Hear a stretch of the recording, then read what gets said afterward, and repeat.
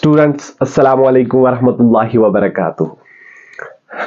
अभी तक बेटा जो सीरीज हमने स्टार्ट की हुई है फॉर द क्लास 10th, हमने पहला चैप्टर स्टार्ट किया हुआ है। इसमें हमने कंप्लीट कुछ टॉपिक्स किए, दैट इज प्लेन मिरर हमने यहाँ पे कंप्लीट किया और spherical mirrors, concave as well as convex. जितना क्लास 10th के लिए इंपॉर्टेंट है वो सारी चीजें हमने बेटा यहाँ पे 1 बाय 1 देख ली। ठीक है, आज हम स्टार्ट करने जा रहे हैं एक इंपॉर्टेंट एंड बहुत ही ब्यूटीफुल कॉन्सेप्ट बेटा, that is refraction of light.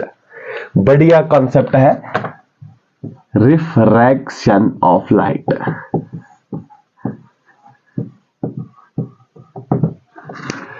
ये है आज का बेटा लेक्चर नंबर 8। अब ध्यान से देखो, अब ये रिफ्रैक्शन ऑफ लाइट होता क्या है। जब भी रे ऑफ लाइट चली जाएगी from one medium to another medium, what will happen to that light, वो अपनी डायरेक्शन को चेंज करती है। ठीक है बेटा, मान लो कि हम रे ऑफ लाइट को भेज देंगे फ्रॉम एयर टू वाटर। पहले रे ऑफ लाइट चली जाएगी इनटू एयर, उसके बाद एयर से होके किस में जाएगी, वाटर में। जो ही वो वाटर में, एयर से वाटर में जाएगी बेटा, वहां पे वो अपनी डायरेक्शन को चेंज करती है light. That changing of direction is known as refraction of light. या हम सिंपली इस तरह भी बेटा बोल सकते हैं, जब रे ऑफ लाइट चली जाती है एक मीडियम से दूसरे मीडियम में, from one medium to another medium, it will bend. This bending of light is also known as what? Refraction of light. पहले सिंपल सी डेफिनेशन हम यहां पे लिखेंगे, ध्यान से देखोगे आप। When ray of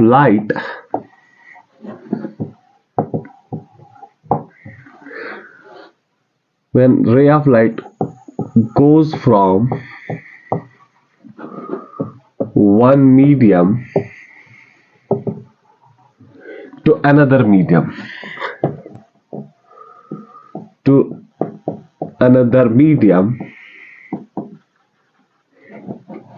it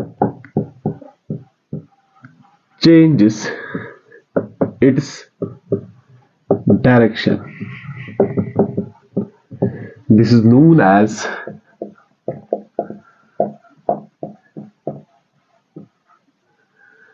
refraction of light. This is known as refraction of light.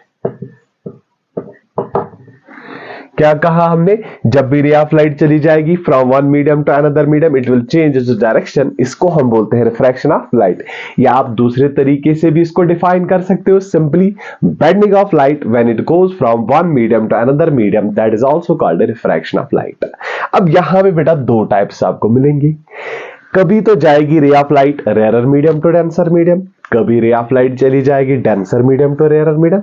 अब 1 बाय 1 इन दोनों केसेस को बेटा यहां पे हम स्टडी करेंगे। ठीक है, सबसे पहले देखेंगे, ध्यान से देखो, मोस्ट इंपॉर्टेंट यहां पे जो मैं अब बताने जा रहा हूं, यहां पे पूरा रिफ्रैक्शन मैं एक्सप्लेन करूंगा अच्छे से।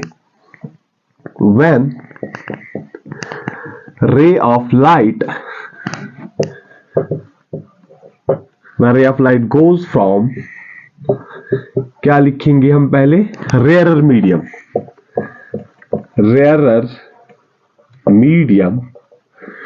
To denser medium.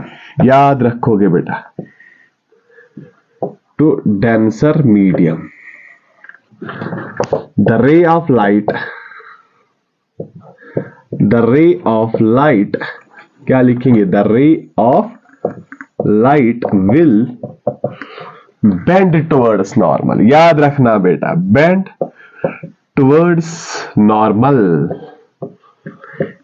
वो हम दिखाएंगे डायग्राम से भी। यहां पे जब रे ऑफ लाइट चली जाएगी from rare medium to denser medium, what will happen to the ray of light, that will bend towards the normal. ध्यान से देखो,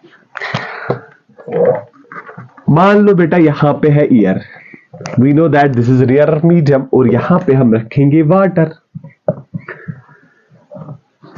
एयर क्या है यहां पे, रेयर मीडियम। ध्यान से देखो, रेयर मीडियम, और ये क्या है, डेंसर मीडियम। अब रे ऑफ लाइट आएगी from rare medium to denser medium. ध्यान से देखो, ये आ गई रे ऑफ लाइट, इसको हम बोलेंगे इंसिडेंट रे। अब इस इंसिडेंट रे के साथ देखो बेटा क्या होता है, इस रे ऑफ इंसिडेंट रे को एक्चुअली आगे अपनी ही डायरेक्शन में जाना था, लेकिन जो ही यहां पे मीडियम चेंज हो जाएगा, जो ही रे ऑफ लाइट चली जाएगी from air to water, what will happen to this ray of light, ये बेंड हो जाएगी यहां पे टुवर्ड्स द नॉर्मल। ये टुवर्ड्स द नॉर्मल का मतलब बेटा होता क्या है कि ये आएगी क्लोज टू द नॉर्मल। ठीक है, इसको हम बोलते हैं यहां पे रिफ्रैक्टेड रे। रिफ्रैक्टेड रे। अब ध्यान से देखो, जो इंसिडेंट रे नॉर्मल के साथ यहां पे एंगल बनाएगी, that is called angle of incidence, and जो रिफ्रैक्टेड रे नॉर्मल यहां पे नॉर्मल के साथ एंगल बनाती है, that is called angle of refraction. ठीक है, अब देखो ध्यान से, यहां पे और इंपॉर्टेंट पॉइंट्स में कुछ ऐड करूंगा यहां पे। ध्यान से देखो, मान लो कि जो यहां पे मैंने रेयर मीडियम लिया है, इसका रिफ्रैक्टिव इंडेक्स हम लेंगे μ1 और इसका रिफ्रैक्टिव इंडेक्स लेंगे μ2। ठीक है, अब यहां पे जो स्पीड ऑफ लाइट है इन एयर, यहां हम कहेंगे रेयर मीडियम है, दैट इज v1। यहां पे हम स्पीड ऑफ लाइट लेंगे v2। यहां पे हम स्पीड ऑफ ये वेवलेंथ ऑफ लाइट लेंगे λ1। यहां पे कितनी लेंगे, λ2। और एक चीज, यहां पे है एंगल ऑफ इंसिडेंस और यहां पे है एंगल ऑफ रिफ्रैक्शन। ध्यान से देखो, अगर आप ध्यान से देखोगे यहां पे दिस इज इंसिडेंट रे, नॉर्मल के साथ एंगल बनाएगी, that is angle of incidence. लेकिन जो ही इसने मीडियम चेंज किया ना, ये रे ऑफ लाइट आ गई close to normal. That means जो यहां पे एंगल ऑफ रिफ्रैक्शन है वो छोटा हो जाएगा यहां पे as compare to the angle of incidence. क्या मैं बेटा फिर इस केस में लिख सकता हूं, when light goes from rarer medium to denser medium, क्या हो जाएगा, angle of refraction is greater than angle of incidence. Done. या हम इस तरीके से भी लिखेंगे, एक ही बात है, angle of incidence is less than angle of refraction. तो चलो आगे, और एक चीज μ1 देखो बेटा, क्या μ1 यहां पे कम है कि ज्यादा है, यहां पे μ1 लेस देन μ2 आएगा, क्योंकि ये डेंसर मीडियम है, इसका रिफ्रैक्टिव इंडेक्स ज्यादा होगा, इसका कम होगा। लेकिन स्पीड होती है रेयर मीडियम में ज्यादा, तो क्या v1 ग्रेटर देन v2। ठीक, और एक चीज, वेवलेंथ भी यहीं पे ज्यादा होगी, λ1 ग्रेटर देन λ2। ये चीजें आप याद रखोगे। ठीक है, when light goes from rarer medium to denser medium, क्या होता है उस केस में, angle of refraction angle of incidence से बड़ा होता है, रिफ्रैक्टिव इंडेक्स सेकंड मीडियम का ज्यादा होता है as compare to first, velocity ज्यादा होती है in rarer medium, that is v1 will be greater than v2, और जो वेवलेंथ है वो ज्यादा होती है in rarer medium, that means λ1 is greater than λ2। ठीक है, अब यहां पे और एक इंपॉर्टेंट क्वेश्चन पूछा जाता है यहीं पे, दैट इज रिलेटेड फ्रीक्वेंसी। अब यहां पे फ्रीक्वेंसी के साथ होगा क्या, अब आप बोलोगे वहां से सर आपने तो हर एक चीज के बारे में बोल दिया कि वेलोसिटी के साथ क्या होगा, रिफ्रैक्टिव इंडेक्स के साथ क्या होगा, एंगल ऑफ रिफ्रैक्शन के साथ क्या होगा, हमें यहां पे बता दीजिए कि जब भी रे ऑफ लाइट चली जाएगी from rarer medium to denser medium, तो इस फ्रीक्वेंसी के साथ क्या होगा। देखो बेटा ध्यान से, यहां पे एक इंपॉर्टेंट पॉइंट मैं नोट करूंगा, फ्रीक्वेंसी does not change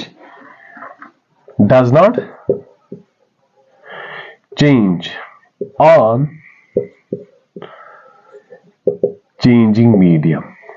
ये बेटा याद रखोगे, इंपॉर्टेंट पॉइंट। क्या लिखा मैंने यहां पे, फ्रीक्वेंसी यहां पे बिल्कुल ही चेंज नहीं होती है जब भी मीडियम चेंज होगा, चाहे रे ऑफ लाइट जाएगी denser to rare to denser या डेंसर टू रेयर, दोनों केस में फ्रीक्वेंसी चेंज नहीं होते। मींस जो यहां पे फ्रीक्वेंसी होगी वही फ्रीक्वेंसी यहां पे भी होगी, फ्रीक्वेंसी में कोई भी चेंज नहीं आएगी, अब याद रखोगे। अब क्यों नहीं होती है फ्रीक्वेंसी यहां पे चेंज, ध्यान से देखो, दो रीजन है। फ्रीक्वेंसी बेटा सोर्स ऑफ लाइट पे डिपेंड करते हैं, जहां से लाइट आई है ये उस सोर्स पे डिपेंड करता है, ठीक है बेटा। दैट इज वाई फ्रीक्वेंसी यहां पे चेंज नहीं होते। और एक यहां पे मैं आपको दिखाऊंगा, आप ध्यान से देखोगे, रीजन बहुत ही इंपॉर्टेंट है। अब देखो ध्यान से, ये यहां पे एक वेव मैंने यहां पे बनाई बेटा, this is lambda, lambda is the wave length. अब वी नो दैट डिस्टेंस किसके बराबर होता है, स्पीड डिवाइड बाय टाइम। ध्यान से देखो, डिस्टेंस होता है बराबर speed by time, speed by time. Distance यहां पे वेव लेंथ लैम्डा, डिस्टेंस यहां पे लैम्डा हम लेंगे, स्पीड रखेंगे v और टाइम रखेंगे t। And also we know that inverse of time is called frequency, ये याद रखोगे, because 1/t is equal to nu frequency, ठीक है बेटा। क्या आया, lambda is equal to v into nu, या हम कहेंगे frequency is equal to wavelength divide by velocity. ये है हमारे पास इक्वेशन। अगर आप ध्यान से देखोगे बेटा, जो ही रे ऑफ लाइट चली गई from rare medium to denser medium, ठीक है, from rare medium to denser medium, ध्यान से देखो, क्या यहां पे वेवलेंथ डिक्रीज हुई, बिल्कुल हुई। यहां पे वेवलेंथ कम हुई, lambda 1 greater than lambda 2, means इस केस में क्या हुआ, वेवलेंथ डिक्रीज हुई। और एक चीज, क्या वेलोसिटी भी डिक्रीज हुई, बिल्कुल आप देख सकते हो वेलोसिटी भी यहां पे डिक्रीज हो रही है। दैट मींस अगर आप इस इक्वेशन को गौर से देखोगे, जो ही रे ऑफ लाइट चली जाती है from rarer medium to denser medium, ये जो वेव लेंथ का पैरामीटर है बेटा यहाँ पे डिक्रीज हो रहा है, और साथ साथ में जो ये वेलोसिटी का पैरामीटर है ये भी यहाँ पे डिक्रीज हो रहा है। जब दोनों चीजें डिक्रीज हो रहे हैं तो यहाँ पे जो ये फ्रीक्वेंसी है ये हमेशा क्या रहती है, कांस्टेंट। दैट इज वाई मैंने यहाँ पे एक पॉइंट लिखा, चाहे रे ऑफ लाइट चली जाएगी from rarer medium to denser medium या denser medium to rarer medium, always frequency does not change. ये बेटा आपके नीट में भी क्वेश्चन पूछा जाता है, ठीक है, ये आप याद रखोगे, frequency does not change on changing medium. That's it, ये आप बेटा कॉपी करो, यहां पे कॉपी करो ये।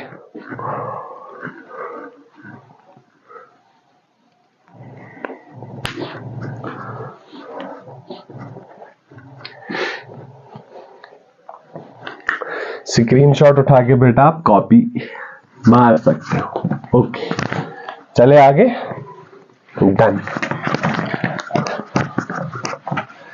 Done done done. अब इसका और एक केस हम लेंगे, when light goes from denser medium to rarer medium. ध्यान से देखो, number second, when light goes from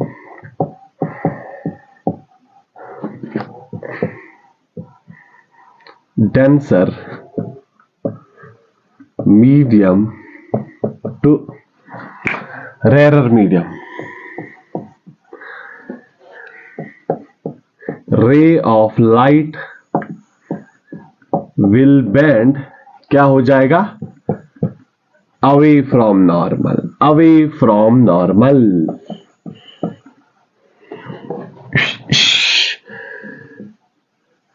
normal से दूर चली जाएगी यहां पे लाइट, सिंपल। ध्यान से देखो, अब यहां पे हम लेंगे डेंसर मीडियम, यहां से हम लेंगे रेयरर मीडियम। अब रे ऑफ लाइट आएगी ऐसे, आगे रे ऑफ लाइट ऐसे, क्या इसको लिखेंगे, इंसिडेंट रे।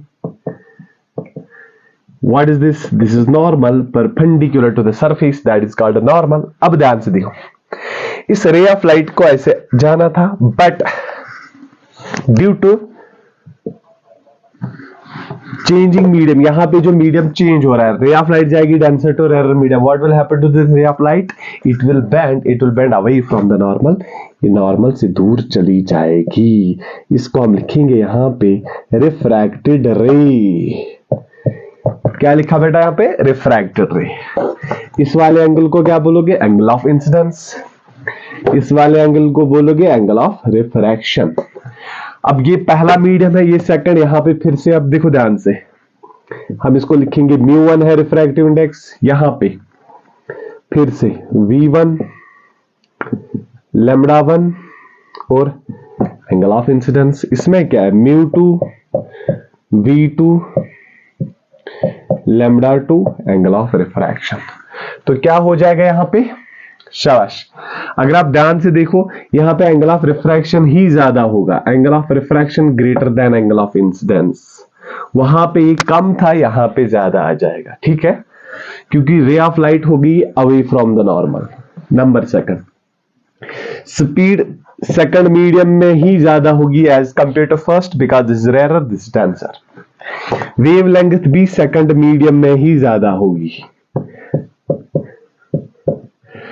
और याद रखना यहां पे रिफ्रैक्टिव इंडेक्स पहला इसका ज्यादा होगा एज कंपेयर टू μ2, क्योंकि ये वाला डेंसर है, ये वाला रेयरर है। और एक फिर से याद क्या रखोगे पॉइंट? फ्रीक्वेंसी चेंज नहीं होगी, लिख के रखूंगा यहां पे भी, इस केस में भी frequency does not change. That's it, ये आप याद रखोगे। कोई भी केस हो, चाहे रेयरर टू डेंसर हो जाना हो या डेंसर टू रेयरर, किसी भी केस में फ्रीक्वेंसी चेंज नहीं होती है, ये आप याद रखोगे, ठीक है। ये भी कॉपी करो। This was the second case.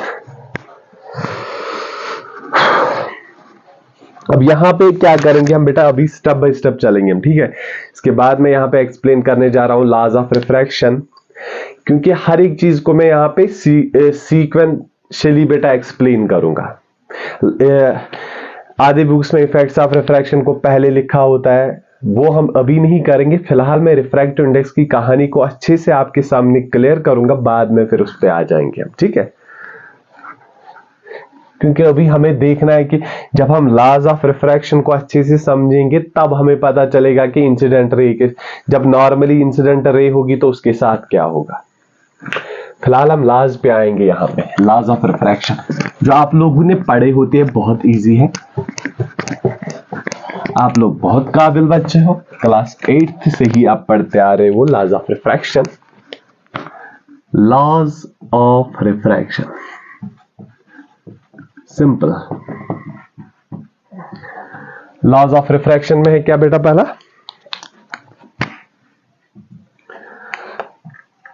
The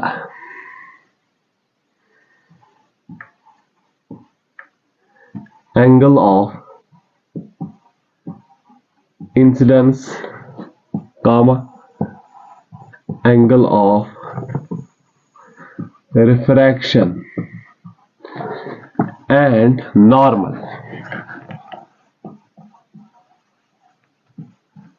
at the point of incidence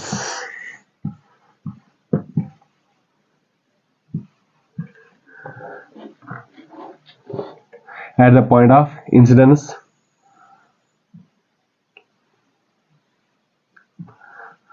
all lie in same plane. This is the first law. क्या? The angle of incidence, angle of refraction and normal at the point of incidence lie in the same plane. यहाँ हम simply लिखे lie in the same plane, ये आप याद रखोगे। अब same plane के मतलब, सेम प्लेन का मतलब क्या है? यहाँ पे ध्यान से देखो, फिर से एक्सप्लेन करूंगा। यहाँ पे ray of light, this is rare medium, this is denser medium. Ray of light आई, what will happen to this? It will bend toward the normal, rare to denser. अब यहाँ पे क्या देखो ध्यान से, ये ray, this is incident ray, this is refracted ray. ध्यान से देखोगे, इंसिडेंट रे, रिफ्रैक्टेड रे और ये जो नॉर्मल, तीनों बेटा एक ही प्लेन में होंगी। ये रिफ्रैक्टेड रे इस प्लेन से बाहर नहीं आ सकती है या इन नहीं जा सकते, तीनों इसी प्लेन में है। रिफ्रैक्टेड रे आई ऐसे, देखो ध्यान से, दिस इज रिफ्रैक्टेड रे ऐसे, this is incident ray, this is refracted रे। ये यहाँ पे ऐसे नहीं जा सकती बेटा, या इनवर्ड्स नहीं जा सकते, इसी प्लेन में तीनों को रहना है। This is the first law of refraction here, simply. ये मैंने बेटा आपको मिरर्स में भी एक्सप्लेन किया था, वैसा ही कुछ है यहां पे भी। नंबर सेकंड, ध्यान से देखो, number second, the ratio of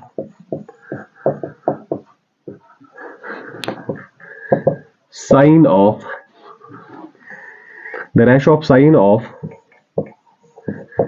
angle of incidence to the sine of angle of refraction is constant for given pair of media,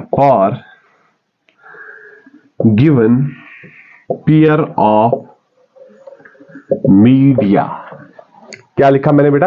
ratio of sine of angle of incidence to the sine of angle of refraction is constant for given pair of media. ध्यान से देखो, यहां पे मैं medium बनाऊंगा, again it is rarer, it is denser, ठीक है। यहां से आ गई रे ऑफ लाइट, इसको हम बोलेंगे इंसिडेंट रे,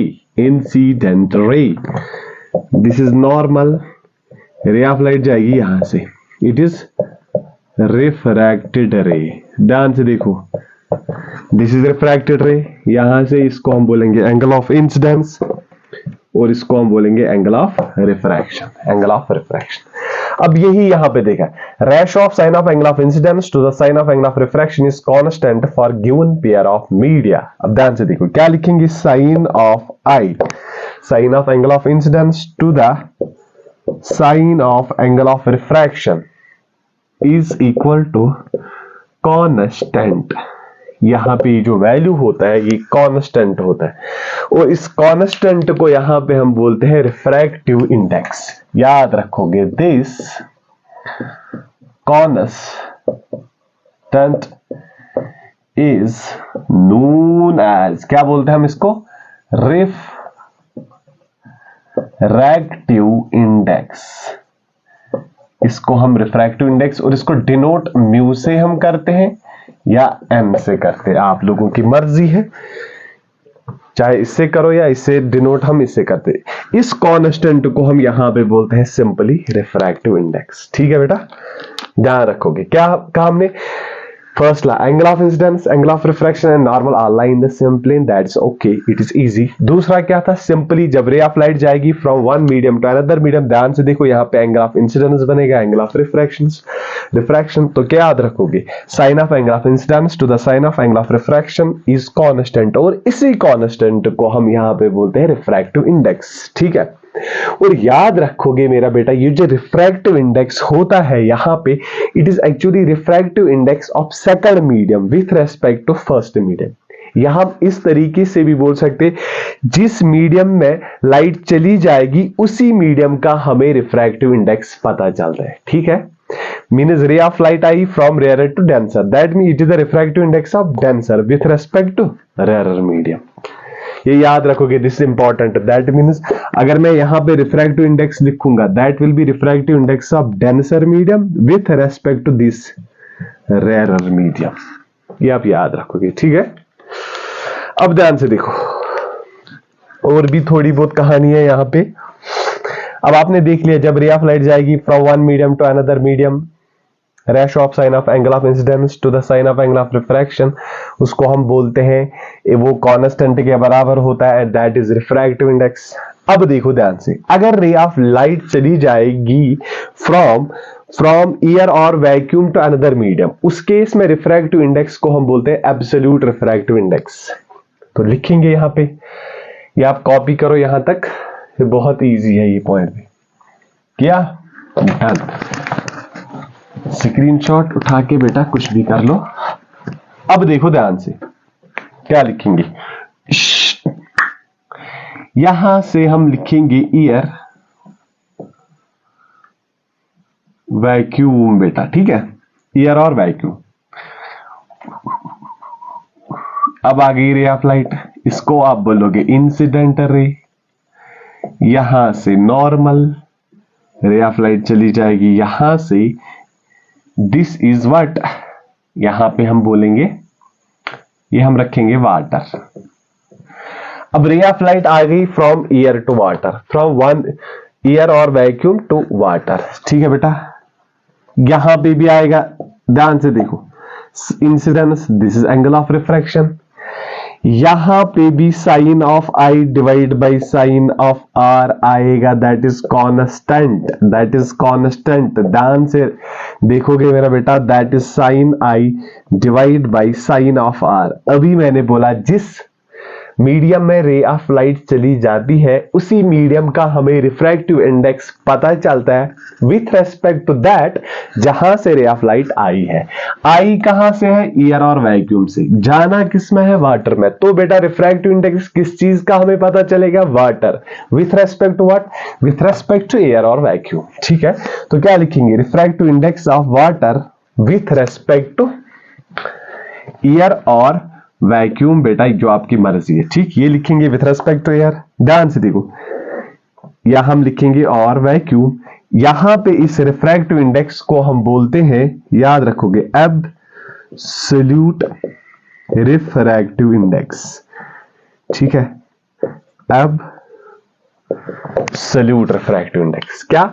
जब रे ऑफ लाइट जाएगी एयर और वैक्यूम तो वाटर नहीं, यहां पर हम लिखेंगे बेटा एनी मीडियम। मैं लिखूंगा यहां पे इफ, वरना आपको यहां पे बेटा कंफ्यूजन हो जाएगा कि हमने क्या लिखा। If ray of light go from air और वैक्यूम, एयर और वैक्यूम टू अनदर मीडियम,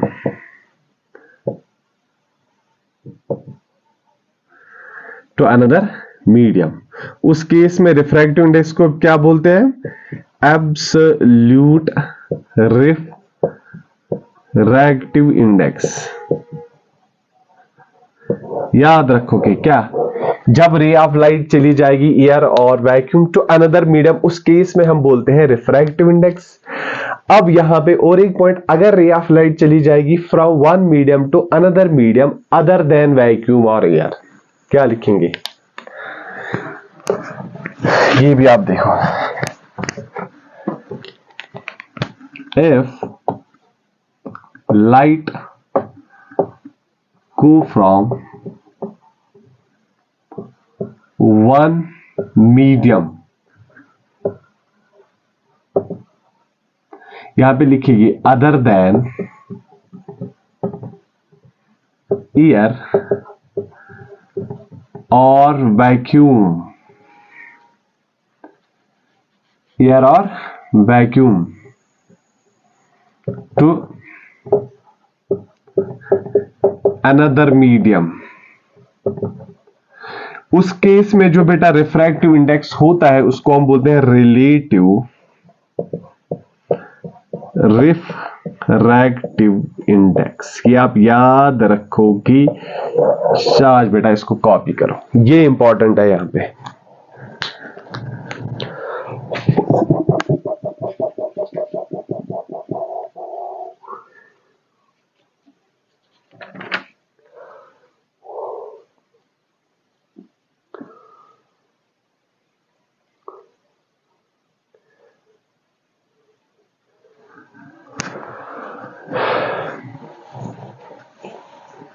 ये क्लियर हुआ बेटा? यहां पे हमने क्या एक्सप्लेन किया? रिफ्रैक्शन ऑफ लाइट को।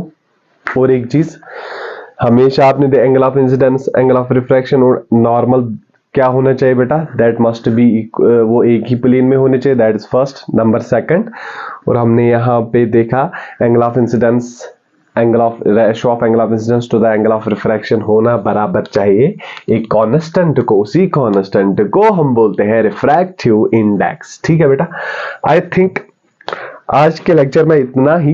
अभी इस लेक्चर में हमने सिंपल रिफ्रैक्शन को एक्सप्लेन किया और दो लॉज हमने यहाँ पे देखे। ठीक, आगे हम जाएंगे, उसके बाद हम देखेंगे कि अगर रे ऑफ लाइट नॉर्मली इंसिडेंट करेगी, यहाँ पे वो पॉइंट भी यहीं पे एक्सप्लेन करेंगे, उसके बाद कंक्लूड करेंगे लेक्चर को, कल हम देखेंगे फिर।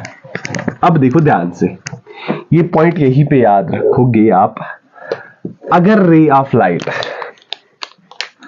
ध्यान से देखो, if ray of light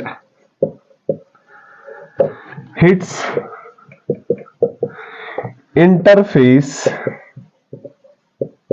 normally, hits interface normally मतलब बेटा देखो ध्यान से, यहां पे एयर है, यहां पे एयर है, यहां पे वाटर है, वाटर। अब रे ऑफ लाइट आएगी ऐसे, अब नॉर्मली ये हिट कर रहा है इसको, दिस इंसिडेंट रे। यहां पे रे ऑफ लाइट बेंडिंग नहीं दिखाएगी, वो सीधे जाएगी यहां पे ऐसे, इसको हम बोलेंगे यहां पे रिफ।